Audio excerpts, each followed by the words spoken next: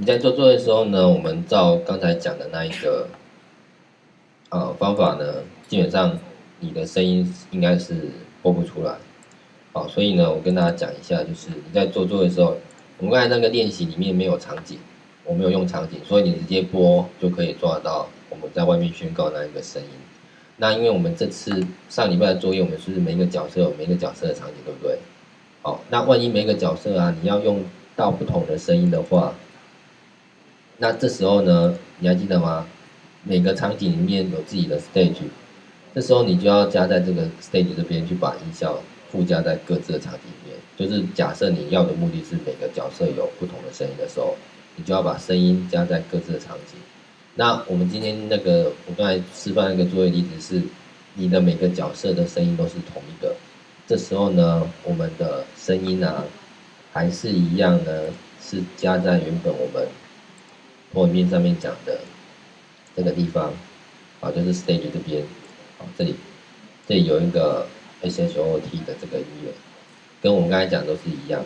那有一个重点就是，还记得我们在跨场景的时候，是不是要透过这个变数啊去存取？这时候呢，你要做一件事情，就是我们在 find 的时候呢，我们就是有一个 show sound。你这个东西如果要做到跨场景的使用啊，我们就必须要透过这个 set variable 去把它存到一个变数里面，这样你其他的场景才有办法去取到主场景的这个变数的东西。所以呢，你在作业上面，如果你要在你的每个子场景里面去加上这个声音的时候呢，你要在这个地方，第一行、第三跟第四行是原本的，你要在第二行这边啊加上这一段，去把你的各个 show sound 呢去存在一个变数里面。好，这个变数的名称呢，我一样也是叫做这个 show sound。所以呢，我们在每一个场景的 click 这边啊，你会发现我多做一件事情。原本上一半我们在取分数的时候，是不是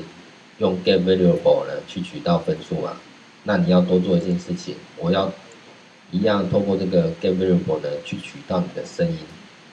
好，我的声音呢，我是刚才存到这个 show sound 的这一个变数里面，把它取出来，